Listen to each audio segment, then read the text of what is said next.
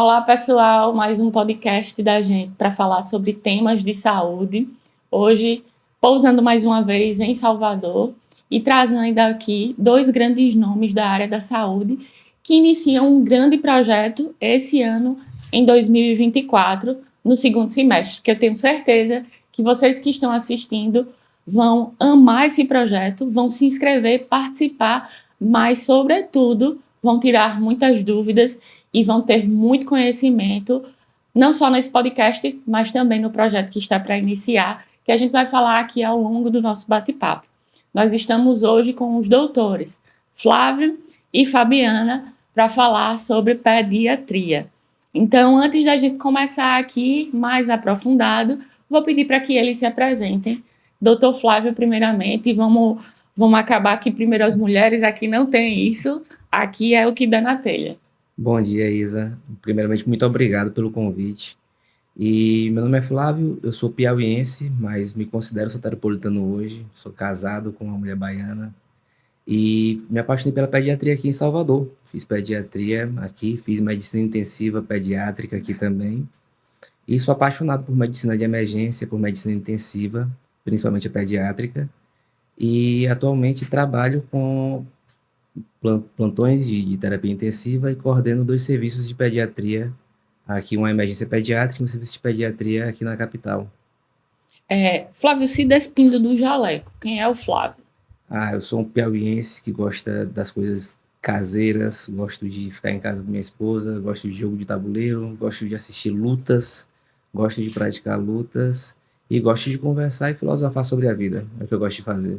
Para você ver, né, assim, que as pessoas ainda têm algum estigma do doutor, né? Quando a gente pede muitas vezes para falar o Flávio sem ser o doutor, vejo que você falou, eu gosto de luta.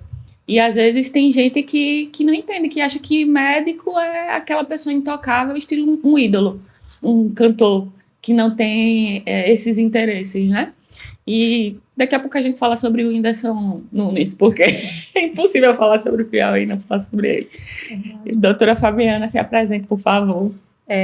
Isa, obrigada também por estar aqui, por ter chamado a gente. Eu sou Fabiana, sou médica aqui pela Universidade Federal da Bahia, morei a vida toda em Salvador, fiz pediatria, residência de pediatria no Hospital Roberto Santos, depois eu fiz terapia intensiva pediátrica no Hospital São Rafael. Então, 2 residências. Isso, o Flavinho também, porque para fazer a terapia intensiva pediátrica, a gente tem que fazer pediatria primeiro, e sempre trabalhei aqui, continuei sempre nesse meio, que é onde estão minhas referências, não pretendo sair, trabalho com terapia intensiva mesmo, acabei entrando muito na área do ensino, e aí me tornei instrutora da American Heart Association, comecei a me envolver com o curso de suporte avançado de vida em pediatria, curso de suporte avançado de vida no adulto também, que foi uma coisa que a pandemia trouxe para mim. Na época da pandemia eu acabei trabalhando em hospital de campanha, então acabei praticando terapia intensiva de adulto. E quando o Flavinho me chamou para esse projeto, que foi uma ideia que nasceu com ele, eu fiquei muito empolgada justamente por já gostar muito dessa parte de ensino e treinamento. Numa conversa prévia de bastidor, você chegou até a citar, a falar comigo que não sabe por que não fez mestrado. Que se você puder falar um pouco sobre isso.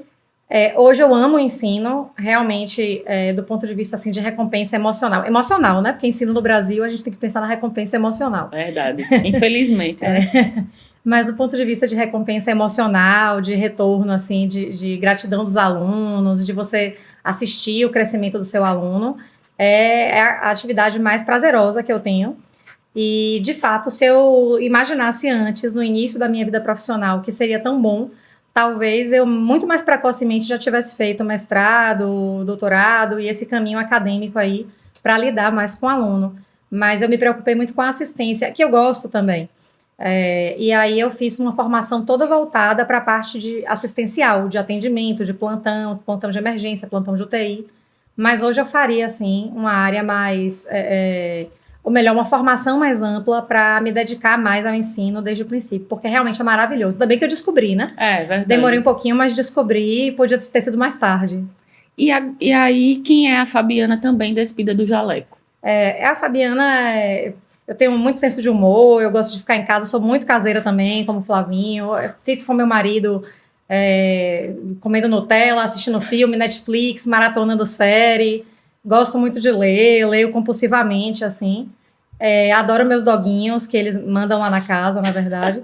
E gosto muito disso aí, de passear com meus doguinhos, ficar em casa, nós 4, marido, 2 doguinhos. Muito caseira mesmo, meio que reclusa, às vezes. Mas você veio para cá para cursar medicina? Eu vim para cá, na minha faculdade eu fiz no Tocantins, numa cidade pequena chamada Porto Nacional, pelo ProUni. E lá era pequeno e não tinha espaço para o internato para todos, que inclusive é um problema hoje em dia com o aumento das faculdades de medicina, com o número que tem, não tem às vezes campo de estágio para todo mundo. E a faculdade fez algumas parcerias com alguns hospitais no Brasil. Um deles foi o Irmã Dulce, aqui em Salvador. Então você tinha uma prova com suas provas de residência e você, de acordo com sua nota, você ia escolhendo, por ano de prioridade, para onde você iria. E eu tenho um tio que mora no Piauí, mas morou em Salvador, tinha um apartamento aqui, e eu queria ir para uma cidade maior para poder pegar um pouco mais de prática de medicina, porque realmente eu achava que eu estava muito atrás da parte de prática do que tinha lá na cidade do interior. E aí perguntei se eu podia vir para cá, para o apartamento dele, ele aceitou, topou, e aí foi assim que eu vim para Salvador. Vim com os dias contados, vim para formar e voltar para o Piauí. E o Irmã Dulce, que é um lugar maravilhoso, é um local apaixonante, fez eu me apaixonar por pediatria. E aí eu quis fazer pediatria para voltar para o Piauí, e aí sim ser o pediatra da cidade. E no segundo, terceiro mês de residência, conheci minha esposa, e aí a gente casou, e a partir daí não sou mais piauiense, sou baiano agora, e agora moro aqui, e tudo daqui. O médico da cidade é outro, então. O médico da cidade é outro. Formou comigo, um grande parceiro, inclusive, que vai voltar para lá agora, que é Lucas. Grande abraço pro Lucas também. Flávio, se você pudesse iniciar aqui e falar o que é o projeto de vocês, olhando ali para quem está nos assistindo, e depois eu já peço para, assim que você terminar, a Fabiana contar para a gente como que nasceu esse desejo de começar o projeto, que até agora eu não falei o nome, vou deixar o nome para que vocês falem. O Pediatria 192 é um projeto que nasce da necessidade que nós acreditamos que existe em relação à formação dos novos médicos, os pediatras antigos, os residentes, em trabalhar com emergência pediátrica, porque é um setor em que tem alta demanda, precisamos de médicos capacitados para isso, e nós não temos essa capacitação tão bem feita devido à baixa exposição. Então, durante o internato, o ciclo de pediatria é curto, a parte de emergência menor ainda. Durante a residência, a exposição à parte de emergência pediátrica também é baixa. E nós vemos que o plantão de pediatria causa medo, causa temor para os pediatras, para os residentes de pediatria, para os médicos que tentam nos ajudar dando plantão de pediatria, cuidando das crianças. E vendo essa necessidade de um aperfeiçoamento, de mais confiança para que esse paciente que requeira um internamento, que requeira uma transferência para um hospital de maior porte, que ele possa chegar lá melhor conduzido, que o médico tenha um pouco mais assertividade, mais coragem, mais confiança, tudo baseado na melhor evidência científica, e assim melhorar a qualidade da assistência a esses pequenos. Então, eu, como Fabiana, sou muito apaixonado pela docência, e fui instrutor do PAUS a convite dela, agradeço isso até hoje, e ela foi minha preceptora na terapia intensiva, aprendi muito com ela, nós gostamos muito da didática, muito da docência, e a gente pensou, por que não expandir isso e levar para o máximo de médicos que tenham a possibilidade de ter algum contato com criança nos pronto atendimentos de Salvador e de onde mais for. É isso, o Pediatria 192 nasceu dessa... na verdade, foi uma ideia concebida pelo Flavinho e faz todo sentido. A gente percebe, de fato, que o pediatra, ele não tem muita segurança, ele tem medo mesmo. Fabiana, você já dava aula quando recebeu o convite pelo Flávio? Eu já era professora da Unifax e a gente já era envolvido nesse curso de suporte avançado de vida em pediatria da American Heart Association. Então, a gente já tinha essa experiência de ensino, inclusive juntos. Flavinho agradece que eu tenha chamado para o Paus, mas na verdade foi um tesouro assim, que eu encontrei, eu não podia perder essa oportunidade jamais. E aí a gente já tinha essa experiência juntos no suporte avançado de vida em pediatria. E eu, na Unifax, você chegou a estar lá também, não foi, Flavinho? Fui professor da Unifax também e sempre também envolvido com preceptoria. Isso. Então, preceptoria da residência dos internos, né, do internato. Então, a gente sempre envolvido com isso, porque quando o residente, ele está passando pelo estágio dele na UTI pediátrica, ele fica sob nossa responsabilidade. Na emergência mesmo, o Flavinho coordena, o residente, ele passa por ali, o interno também de medicina, ele passa por ali, fazendo o rodízio dele de emergência pediátrica, ele passa por Flavinho, então a gente fica atuando mesmo como preceptor, como orientador ali, um facilitador mesmo para o residente, para o interno. Então, a gente já tinha essa experiência. E o que a gente nota é que existe uma sazonalidade na pediatria. Por exemplo, você tem agora outono e inverno com muitas doenças respiratórias, alguns quadros graves, e o pediatra passa por esse momento, encontra uma outra criança grave, e agora só no ano que vem, outono e inverno, que ele vai ter novamente essa vivência. Então, ele acaba tendo medo mesmo de se deparar com uma criança que ele vai ter que entubar, que ele vai ter que manejar uma via aérea mais difícil, porque ele não tem muita prática, de fato. Não dá para você manter uma curva de crescimento constante se você quase não pratica. Se você pratica numa época do ano e depois você passa quase o ano inteiro sem praticar. Então, a gente viu que existia essa carência e a gente quis atuar nisso daí. Então, na emergência, esse período maior de exposição do médico, do residente, sempre nesse período do meio do ano? Para doença respiratória, sim. Tem uma sazonalidade mesmo. Por exemplo, para acidente, politrauma, é final de ano. São as férias escolares. Né? Tem férias agora também, mas são as férias maiores mesmo, de fim de ano, que é quando a criança está de férias, quando muitos estão viajando. Aqui, Salvador é uma cidade muito turística, então a gente recebe muitas visitas de fora da Bahia, fora do Brasil.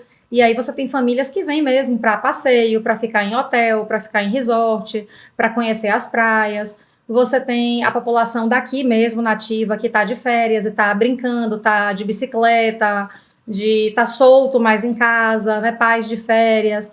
Então, a família mais relaxada, final de semana, todos ali se divertindo, e às vezes a criança, no momento em que ela foge ali da vigilância, ela acaba se envolvendo no acidente. Então, acidente, politrauma, situações assim de hemorragia, de queda, de traumatismo craniano, a gente tem em final de ano. Situações de gravidade respiratória, a gente tem no outono e inverno, a partir aí de março, abril, até agosto. Então, justamente você tem essa variação. E aí, o profissional que vê ali um acidente, um politrauma no final do ano, só daqui a mais um ano para ele se deparar de novo com aquele perfil de criança que caiu de uma laje, que sofreu um acidente na estrada porque estava de bicicleta, teve uma colisão com o automóvel. Então, o pediatra ele se depara com aquilo ali na emergência, passa uma situação muitas vezes difícil e vai passar um tempão sem se deparar de novo com esse tipo de situação. É diferente de uma emergência de adulto, onde você sempre vai ter a mesma casuística, infarto, AVC, síndrome coronariana, né? Então os infartos, as anginas, os AVCs, traumas. A qualquer momento do ano você tem um trabalhador que se expõe a um determinado tipo de trauma. Você não tem uma sazonalidade. Então você acaba que sempre tem aquele paciente grave que vai entubar, porque é um idoso com pneumonia que vai acontecer em qualquer época do ano, embora tenha um predomínio de outono e inverno, mas você não vai mudar muito isso ao longo do ano. Na criança, existe uma mudança brutal mesmo, existe uma oscilação sazonal bem marcada. E não só uma questão de constância, mas também uma alta frequência em relação à gravidade.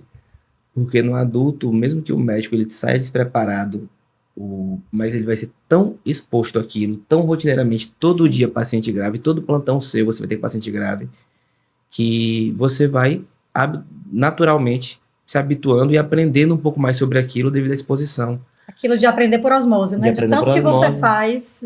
E o pediatra, e para mim tem dois tipos de pessoas que trabalham com pediatria que são bem, bem opostas, que é a que percebe que não tem tanta habilidade com aquilo porque não foi exposto, ela sabe a teoria, sabe o que deveria fazer, mas como ela nunca fez, ela se acanha e se sente incapaz de fazer caso apareça.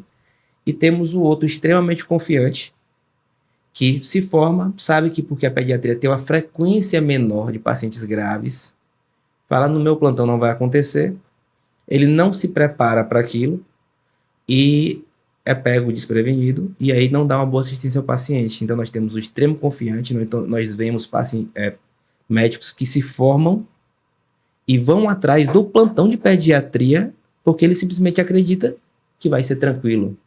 E isso é um grande perigo, um grande risco. E a gente vê, nós recebemos na UTI muitos pacientes mal conduzidos justamente por essa ignorância da falsa confiança dele. E temos pessoas que gostam de pediatria, que estudam pediatria e que seriam capazes de dar um atendimento digno, básico, que muitas vezes não tem coragem de ir, justamente porque como ela não passou por todas essas etapas, por todas as situações de gravidade, ela não se sente capaz.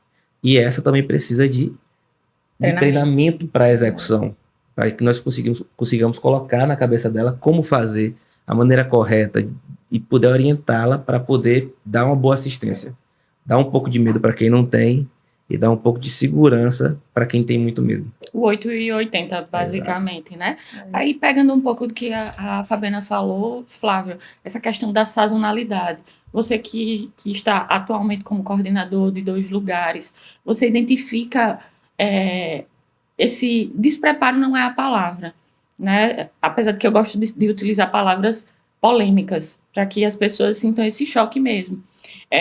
Mas, de repente, a inexperiência, talvez o termo seja esse, é muito latente para quem recebe esse paciente. Nós temos realmente 2 anos diferentes. O período de março até agosto é um período de alta nas emergências e de setembro até fevereiro de baixa.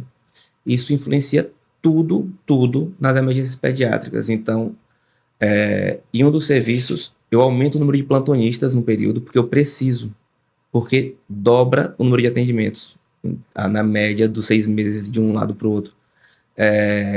Eu tenho uma escala fechada sempre no período de setembro a fevereiro. De março a agosto é evasão de plantonistas porque vão ficando fadigados, vão entrando em burnout mesmo, de cansaço, que o plantão fica mais puxado. Uhum. Então aumenta a chance de erro. Os plantonistas bons vão cansando, diminuindo a escala, então vem outros novos. Então você tem que sempre ficar reciclando os treinamentos, as atualizações, porque realmente são 2 anos completamente diferentes. São 2 períodos de espaço, de tempo, que são 2 pediatrias totalmente diferentes. Isso influencia muito. E que na parte acadêmica isso, infelizmente, deixa a desejar. Não existe, como você falou, né, essa exposição mais forte durante a preparação do médico. Eu acho que na parte acadêmica é pior ainda, porque como a própria exposição do residente que está fazendo pediatria já é baixa, tem pouco espaço, muitas vezes, para o acadêmico poder acompanhar isso. Então, um interno que acompanha uma emergência de pediatria, muitas vezes ele fica escondido porque o próprio residente está precisando estar mais ativo naquilo dali. Então, o interno fica com pouco espaço. Então, acho que o interno ele fica defasado desse contato mais próximo com o paciente grave pediátrico, independente do ano. Essa sazonalidade vai ser mais importante para quem vai estar trabalhando já com a pediatria. O interno, ele tem, na minha visão, acho que na de Fabiana também, ele tem realmente um déficit no treinamento de emergências pediátricas na formação inteira. Flávia, assim, e para quem está nos assistindo, eu tive a oportunidade de ver a Fabiana dando um curso na prática e a minha equipe estava por trás, né, pegando umas filmagens, e a gente se pegou prestando atenção na aula dela e não fez filmagem. Porque a gente se conectou. E isso é perfeito, porque esse é o objetivo. Quem ali estava pôde ver nos seus olhos a paixão que você tem de fazer aquilo. E no fim da aula dela, a gente até se pegou batendo palma junto com os alunos, achando até que éramos os médicos também. E isso é maravilhoso, porque contagia, de fato, e faz com que quem se inscreve no curso de vocês queira estar presente de corpo e alma, como vocês estão passando para aquelas pessoas, né? Mas aí, Fabiana, fala um pouco para a gente de vocês, o nicho nesse primeiro momento é apenas para médicos. Nesse momento, a gente, na verdade, está aberto para o médico, né, o recém-formado que está ali dando plantão na UPA, o médico mais experiente que está precisando se reciclar, que, assim como o Flavinho e eu já falamos, ele é experiente, mas ele lida com essa sazonalidade. Então, ele acaba que todo ano se sente inseguro quando chega na época de pegar determinado tipo de perfil de doença. Então, é o médico mais experiente, é o médico recém-formado, é o residente que está entrando nessa fase de formação dentro da pediatria, e o interno, o acadêmico de medicina. O interno que está ali rodiziando, né, que está tendo a sua experiência em pediatria, que é muito pequena na faculdade. E eu entendo o motivo de ser pequena. É uma minoria das pessoas que está na faculdade de medicina que vai optar por uma área de atuação dentro da pediatria. Então, realmente, a formação é voltada para o adulto. Só um parêntese, e além disso, posso estar enganada, quem se interessa pela pediatria, muitas vezes vai atuar numa clínica. Isso mesmo. Não vai para a emergência. Você vai acabar tendo que dar plantão de emergência. Então, essa é uma via mais comum. Assim, o primeiro emprego do médico recém-formado acaba sendo o plantão de emergência, tá certo? Algumas vezes, infelizmente, o plantão de UTI. Eu até brinco que tem uma associação, que é a ASFIB, e que tem, se não gostar, depois vocês cortam. Por favor. Que é a ASFIB, que é a Associação de Falsos Intensivistas do Brasil. Que é o recém-formado, né? São os recém-formados que começam a dar plantão de UTI, que é uma coisa que requer muito estudo, muito preparo, muito feeling, assim, de experiência, de ter visto muitos pacientes graves e de estudar muito, de preparo técnico profundo, de você entender ventilação mecânica, entender droga vasoativa. E, enfim, eu não consigo entender, mas o recém-formado, ele se embrenha nesse meio, não na UTI pediátrica, ele tem medo da UTI pediátrica. E a UTI pediátrica também não está aceitando esse perfil ainda de médico, porque para fazer UTI pediátrica você fez pediatria antes. Sim. Então a ASFIB não conseguiu penetrar ainda aí seus tentáculos nas UTIs pediátricas. Mas UTI de adulto é uma rotina, não só aqui, Bahia, Salvador, mas no Brasil todo, essa tendência do recém-formado ir para UTI. E o recém-formado vai para emergência. Esse é o primeiro emprego mesmo. É emergência, é serviço pré-hospitalar, são as UPAs. Então, esse vai ser o primeiro emprego da maioria dos profissionais. Muitos vão evitar a pediatria e vão dar o plantão no setor de adulto, mas muitos vão, como o Flavinho bem disse, buscar a pediatria dizendo, eu quero a pediatria porque é mais fácil. E, de fato, 90% das vezes vai ser mais fácil. Porque 90% das vezes a criança vai melhorar, mesmo se aquele médico não existir. Um garotinho com resfriado comum, ele vai ficar bom do resfriado comum. Um bebê com coriza, uma criança, né, gripada e que vai evoluir ali sem nenhuma complicação, ele nem precisa que o médico exista.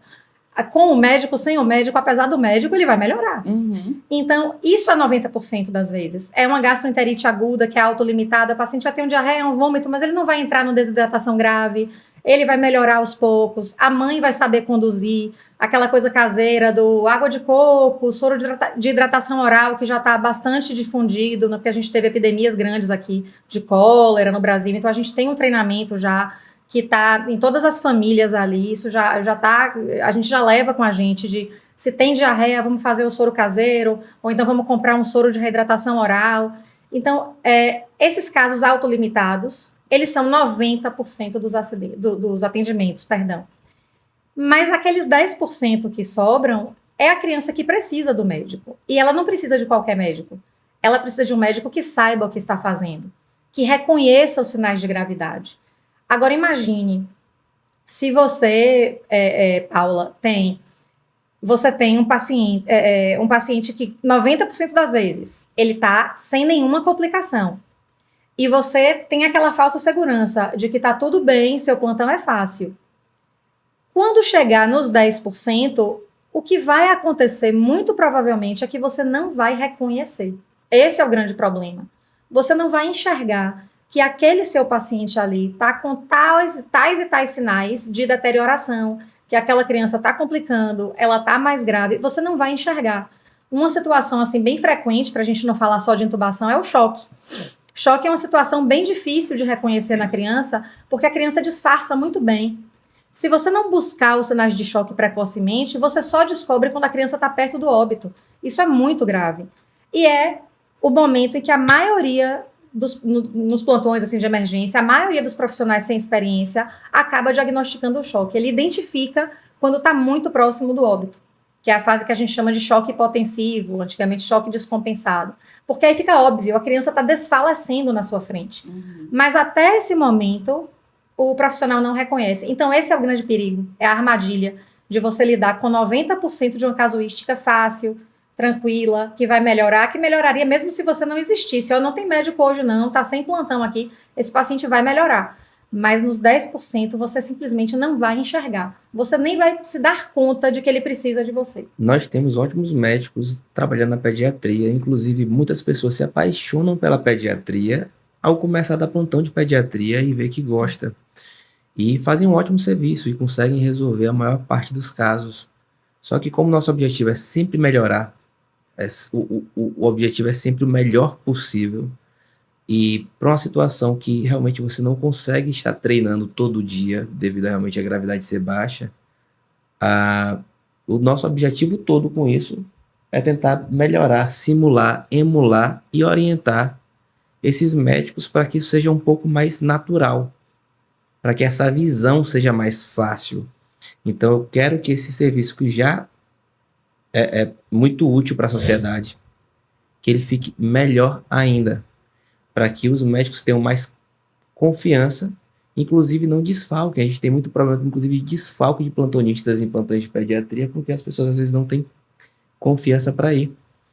E quem esteja lá, que seja mais assertivo ainda. Porque a pediatria é apaixonante, a pediatria é bom demais. Você vê uma criança melhorando, é bom.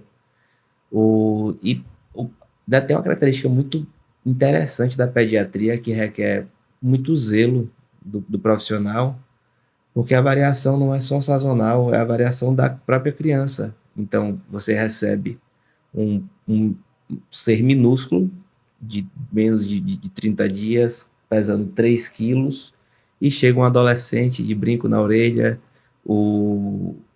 de 1,90 m, pesando 100 quilos. Então, você tem um bebezinho e um rapaz maior do que eu.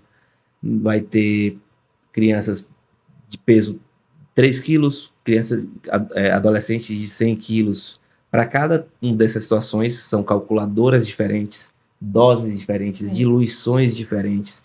Você vai ter tamanhos de tubo diferente, material totalmente diferente de um ao outro.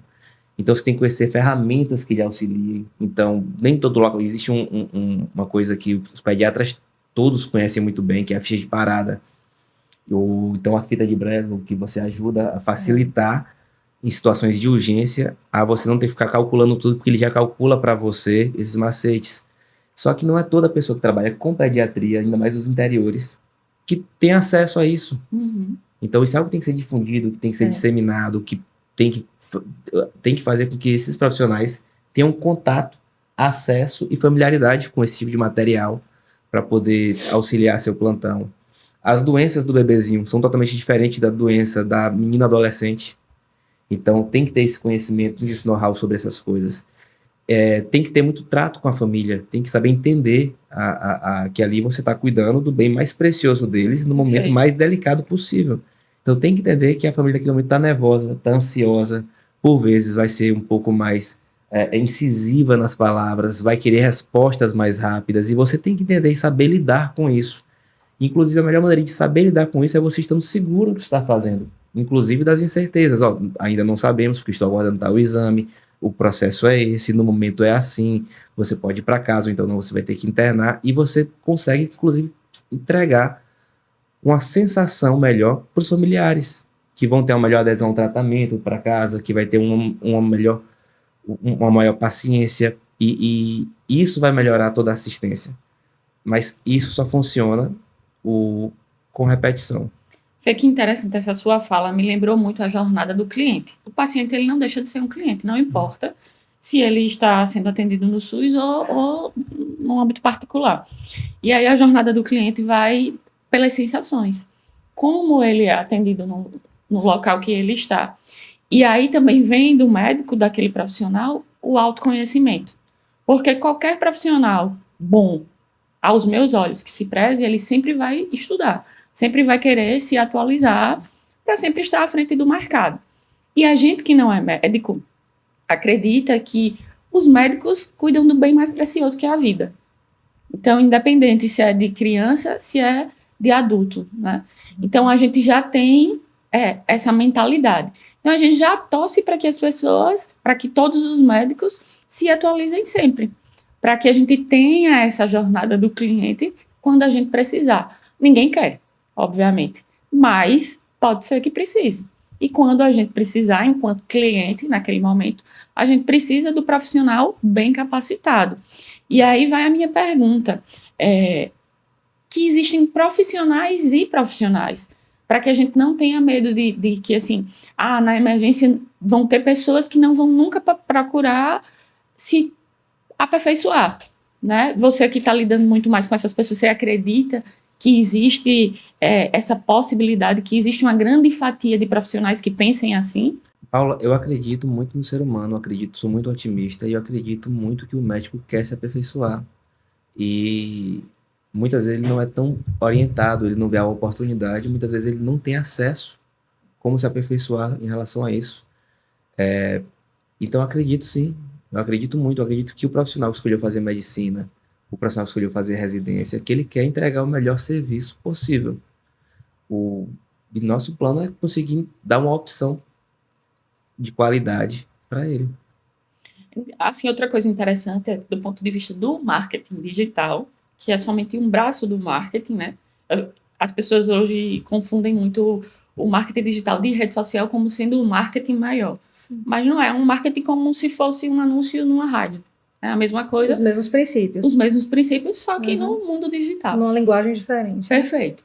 E aí a gente tem muitos vídeos impactantes que viralizam. Infelizmente, as pessoas gostam de ver tragédia. Existe uma pesquisa, inclusive, do TikTok, que fala que crianças e animais geram mais dopamina nas pessoas que estão assistindo o vídeo. Então, o TikTok, ele dispara muito mais esse tipo de vídeo para as pessoas, porque elas tendem a ficar mais tempo ali. Óbvio que crianças fofinhas, né, ali passando. Mas a tragédia vem em terceiro lugar, por incrível que pareça. Primeiro lugar é o animal, segundo lugar são as crianças fofinhas, e em terceiro lugar estão as tragédias com crianças bebês. São os vídeos que as pessoas mais ficam ali à frente. E aí, assim, algo bem a grosso modo falando mesmo, né? Essa pesquisa do TikTok, ela cita experiências reais, como os bombeiros atendendo uma criança engasgada, os paramédicos chegando num local, sempre com engasgo, a maioria desses vídeos, né? E eu assisti especificamente, que o pai chega desesperado e a criança está com uma moeda, engoliu uma moeda. Se vocês pudessem falar um pouco sobre isso, porque além de tratar a causa, vocês também têm os pais, que chegam no desespero. Nesse caso mesmo, são os pais que a gente vai ter que abordar, vai ter que acolher. Porque engolir, quando falou engolir, eu já fiquei tranquila. Que bom, engoliu. Passou. Engoliu. Então, são os pais. Aí, nesse caso, não engoliu. Isso, porque assim, você tem duas situações. Você tem o engasgo, que é quando a moeda fica aqui na via aérea, atrapalhando a respiração. Então, tá atrapalhando a passagem do ar. A criança não consegue respirar. Isso é uma situação muito séria. É uma situação dramática, catastrófica, potencialmente. Ô, Fabiane, que tem um curto espaço de tempo, assim, de vida da criança, por exemplo, se passar 30 minutos, talvez... E se passar 5 minutos, talvez essa criança morra. Numa obstrução completa, sim. Isso, numa obstrução completa, por exemplo, tá comendo pipoca, tá comendo, grão obstruiu, e é um bebezinho, quer ver algo mais plausível até, um churrasco, então pedaços de carne maiores, e aí você tem ali um bebê de 1 ano e meio, um lactente ali de 1 ano e meio, e ele tem acesso a algum pedacinho de carne, e ele se engasga com aquilo.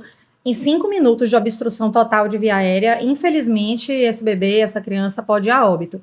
Então, realmente é uma situação potencialmente catastrófica, exige uma resposta muito rápida, uma pronta resposta, que vai exigir treinamento também. Mas a situação de engolir, como engolir uma moeda, também é uma situação preocupante, também vai exigir uma resposta, mas essa resposta é muito mais inicialmente de acolhimento, porque se ela engoliu, já saiu da via aérea, já está na via digestiva. Então, assim, pense, você está conversando, de repente você se engasga com a gota de saliva, mas se você não se engasga, se você deglutiu, pronto, passou. Então, eu estou bebendo água, quase que eu me engasgo aqui, mas eu consegui engolir a água. Então, se eu engoli, entrou no esôfago. Então, saiu da via aérea. E só isso já dá uma tranquilidade.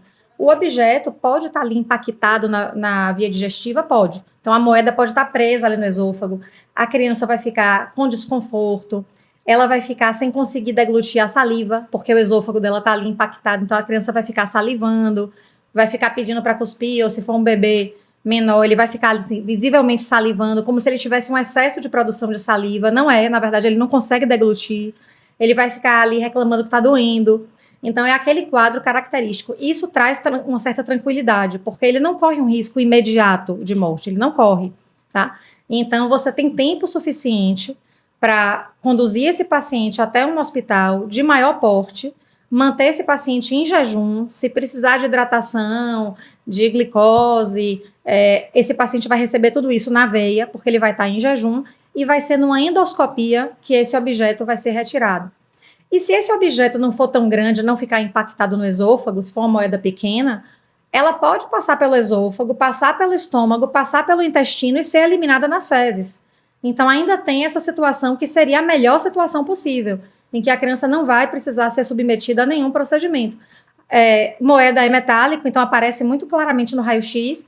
O paciente chega no hospital, você faz um raio-x, está ali abaixo aqui do diafragma, que separa o tórax do abdômen. Você vê que a moeda está abaixo, ela já passou para o estômago, tem tudo ali para ela transitar pelo intestino. Pode ficar impactada no estômago, pode, mas tem tudo para passar pelo intestino e ser eliminada nas fezes. Mas pense que a família não sabe disso. A família está vendo uma criança ali salivando, com dificuldade para deglutir. Meu Deus, ele está engasgado. Às vezes o termo que usa é o mesmo, porque a família não está entendendo, nem tem a obrigação de entender essa diferença. E aí tá lá vendo, meu Deus, meu filho está engasgado, doutor, faça alguma coisa. Então essa situação da deglutição, de você engolir e deglutir um corpo estranho, exige muito desse manejo da família. De dizer, perguntar o nome da mãe, o nome do pai, qual é o nome da senhora, dona Clotilde, vem aqui, olha, o Maicon tá bem, olha só, ele tá respirando, você veja que ele tá assim com muita dificuldade para engolir, porque provavelmente a moeda tá aí, na parte da deglutição, tá lá no esôfago, então ele tá se incomodando, ele não consegue nem deglutir a saliva, porque tá doendo, tá incomodando, mas a gente vai tirar esse objeto daí. Pelo menos não está mais obstruindo a passagem do ar, Maicon está respirando, a gente vai cuidar disso o mais rápido possível, vai ser nossa prioridade agora. Então, se você abordar fazendo esse acolhimento, você já ganhou aí 90% do atendimento, porque vai ser fácil, vai ser simples resolver essa situação. Perfeito. Interessante que a gente volta a falar sobre sensações. No podcast já tive a oportunidade de entrevistar alguns médicos especialistas, e nenhum deles eu fiquei com essa sensação de aperto. E a gente fala sobre criança, eu estou aqui o tempo todo imaginando situações de crianças sendo recebidas na emergência. E dá um aperto no coração, não vou negar. Tive a oportunidade de entrevistar um geriatra e eu pouco conhecia sobre a especialidade de geriatria. E eu até brinquei com ele, eu disse, eu vou tirar uma brincadeira com minha mãe tem 63 anos, ela se sente a jovem, e eu vou ligar para ela e vou dizer, mãe, vou marcar uma consulta com a senhora para o geriatra. E eu vou levar uma esculhambação. E assim eu fiz, e assim levei a esculhambação. Ela disse, o quê, menina? Você tá louca? Você tá me chamando de velha? E também aprendi com um pediatra algumas situações. E aqui até vou pedir desculpas para minha prima, que eu sou a madrinha da filha dela. E quando ela estava gestante, ela fez com que eu, o marido e a avó assistíssemos vários vídeos no YouTube de socorro.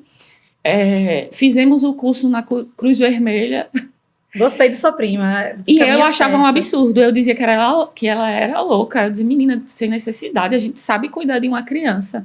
Ela contratou a nutricionista para ensinar a alimentar no copinho, sim, porque ela precisou trabalhar muito cedo, com 15 dias, então ficava minha tia, a mãe dela, e eu chamando ela de louca. E hoje aqui vocês me falam situações e eu disse, meu Deus, graças a Deus que eu assisti esses vídeos. Porque pelo menos eu saberia o que fazer num primeiro momento, né? Não seria só o desespero. E outra coisa também que acontece muito comigo, que eu acho que todo mundo precisa saber, e aí vai além de ensinar para as pessoas que vocês estão propondo o curso, vai para a sociedade mesmo, da importância do cuidado com as crianças. Um piscar de olho faz com que a criança engula um caroço de uva e aconteça uma situação que pode levar ao óbito.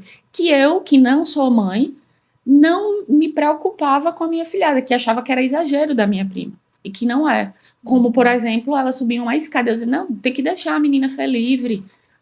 E outra coisa até que ela me dizia, Paula, quando ela subir uma escada, você não tem que gritar, Maria Júlia, desce daí. Você vai devagarinho, pega ela e tira, porque ela pode se assustar e cair, isso é pior. Mas eu chamava ela de louca, eu dizia, meu Deus, a gente foi criada com os gritos, com tudo isso, e estamos vivas para contar a história. Deu tudo certo, né? Estamos aqui hoje. Vê que ignorância, né? Que depois a gente vai aprendendo que não é assim. Então, os pais e a rede de apoio também precisa aprender muita coisa. Sim. Principalmente os mais velhos. E olha que eu não me enquadro nos mais velhos e tenho esse pré-conceito. Né? Digo aqui tranquilamente. Né? E aprendi assim, a minha filha ia dormir comigo, Paula, cuidado com a janela. Eu, ai meu Deus, que mulher louca. A menina não vai pular na janela. Sim, ela pode pular na janela. Sim. Tranque a porta para ela não abrir a porta e ela pode prender o dedo. Né? São coisas que a gente não entende, até, por exemplo, eu me deparar com vocês aqui, colocando situações.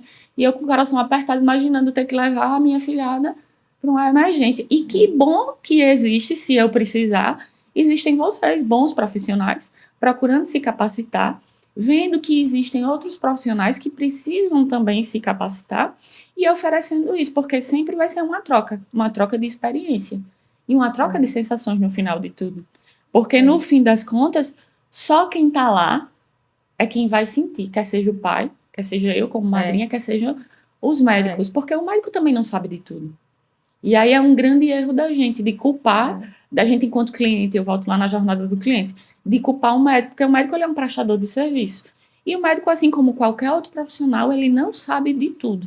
Ele tem que procurar, obviamente, se aperfeiçoar. Mas a gente também não pode depositar no médico toda a responsabilidade de absolutamente tudo. Exato. Né? E aí, se vocês pudessem falar um pouco sobre isso. Muito interessante sua visão da parte de madrinha, né? É muito interessante. Uma coisa que eu acho curioso, só na minha impressão que eu tenho como médico pediatra, os pais que melhores cuidam dos seus filhos são os que se sentem mais culpados quando acontece algo. E a questão é que, no Roberto Souza, nós somos referência de endoscopia digestiva alta, de endoscopia no geral, endoscopia digestiva.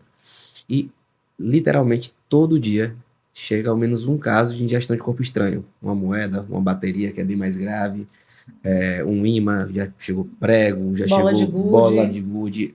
Ontem teve uma aspiração de corpo estranho, que foi uma presilha. Tem uma presilha no pulmão da menina, tem que ir para o procedimento com broncooscopia. E a gente vê que os pais, eles cuidam muito bem e que as coisas podem acontecer, porque faz parte da casuística da vida, pode acontecer. E é interessante como ver o crescente de pais que estão querendo também ter conhecimento sobre isso, fazer parte do processo. Esses vídeos que você falou anteriormente realmente impactam, normalmente são de aspiração, normalmente não são de ingestão. Normalmente são de aspiração, que você vê um bombeiro fazendo as massagens de desobstrução de via aérea alta. E seria realmente muito interessante se tivessem mais treinamento sobre isso. Mais treinamento para os pais mesmo, para a comunidade, que fosse mais divulgado, que tivesse mais oportunidades de ter práticas sobre isso, para que eles também fizessem parte e muitas vezes pudessem salvar uma vida, ou que desse pelo menos melhores condições para até chegar na emergência, para que nós possamos dar continuidade ao atendimento.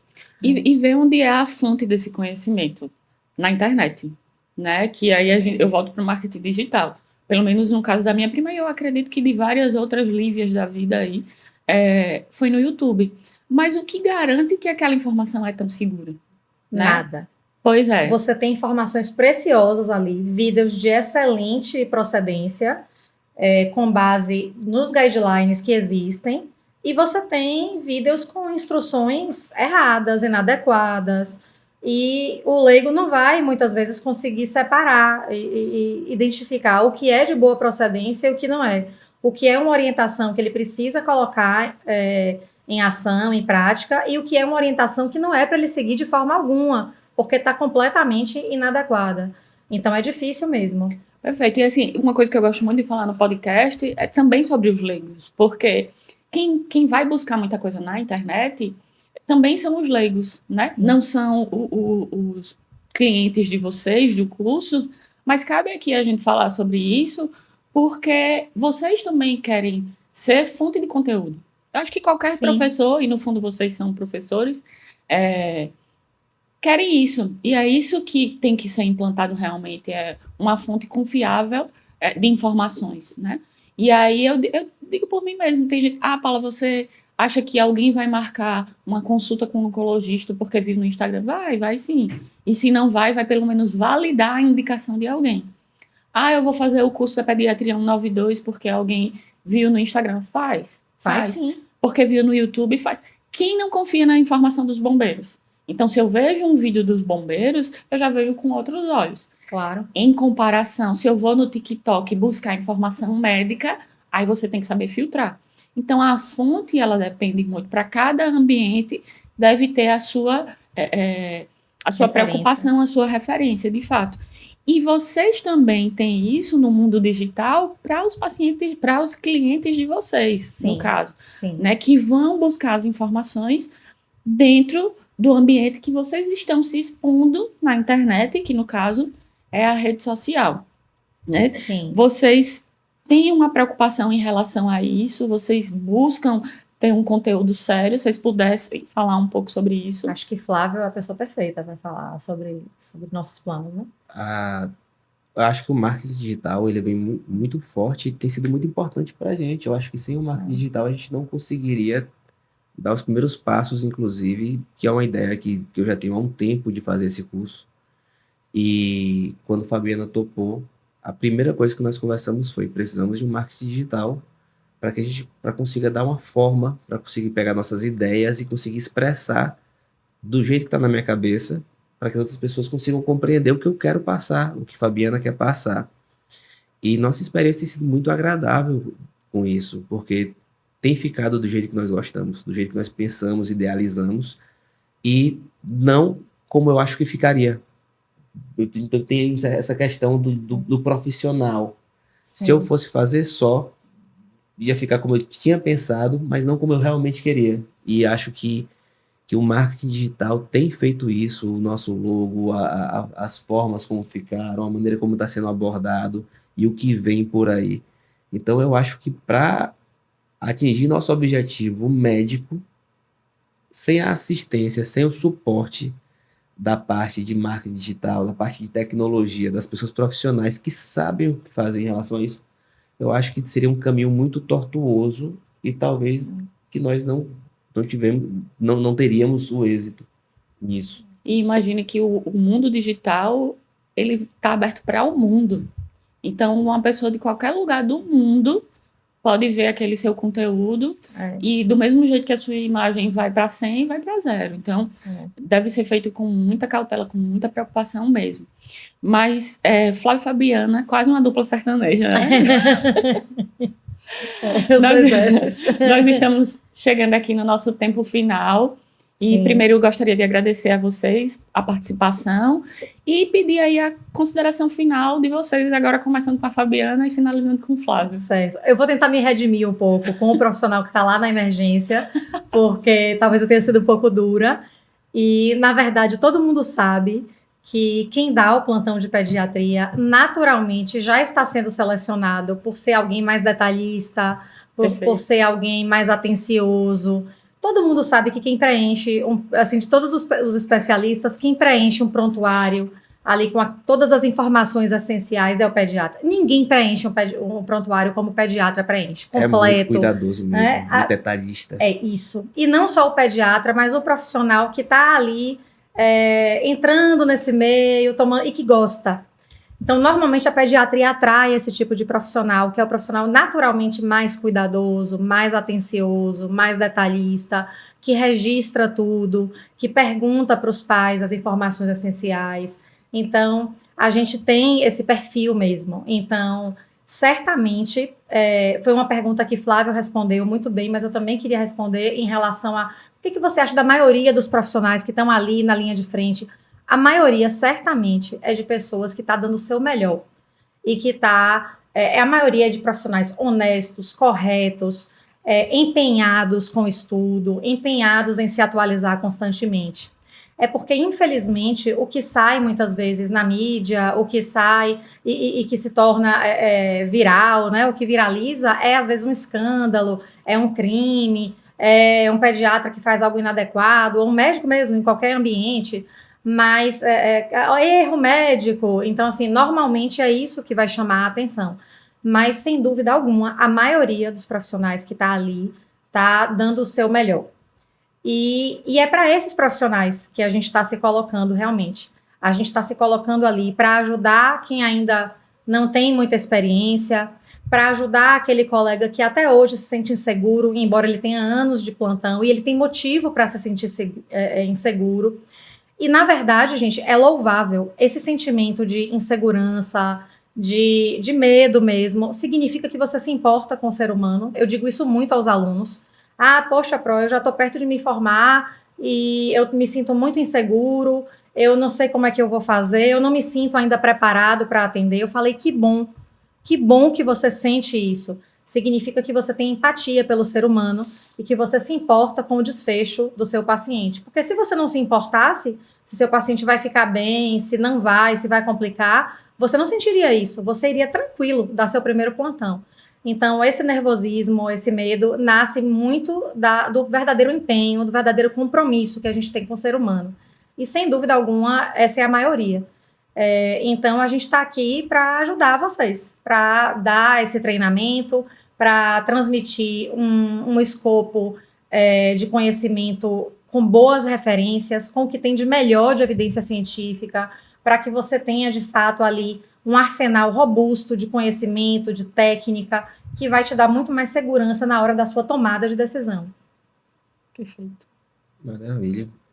Eu queria agradecer mais uma vez o convite. Foi muito legal participar. E dizer que a pediatria é maravilhosa. A pediatria é uma área apaixonante. Eu que dizia na minha faculdade que não iria fazer pediatria. Hoje em dia não me vejo tendo feito outra coisa. E eu quero que as pessoas, os médicos, os acadêmicos, se apaixonem mais pela pediatria, para quem tenha já a tendência a isso. E que realmente se aprofundem, que gostem daquilo, que mergulhem nesse mundo muito bom de cuidado, de recompensa. Você vê uma criança ficando bem, é muito bom. É uma recompensa muito gratificante. E agradecer a todo mundo que trabalha com pediatria, os residentes que estão lá gastando 3 anos da vida deles se aperfeiçoando, tendo uma vida bem corrida, bem difícil para poder dar melhor assistência. O pessoal no interior, que tem que ser ao mesmo tempo clínico, só tem um médico na cidade, e ele vai lá, nem escolheu pediatria, mas a pediatria escolheu ele sem querer, então, porque ele não tem nem opção, só existe ele de médico na cidade, e ele vai ter que atender pediatria, e ele vai lá. E a gente recebia muitos médicos do interior para fazer o PAUS, que ele não tinha opção, só tinha ele, e ele vinha lá do interior para cá para fazer o curso do PAUS para poder atender melhor. Então, como não valorizar um profissional desse?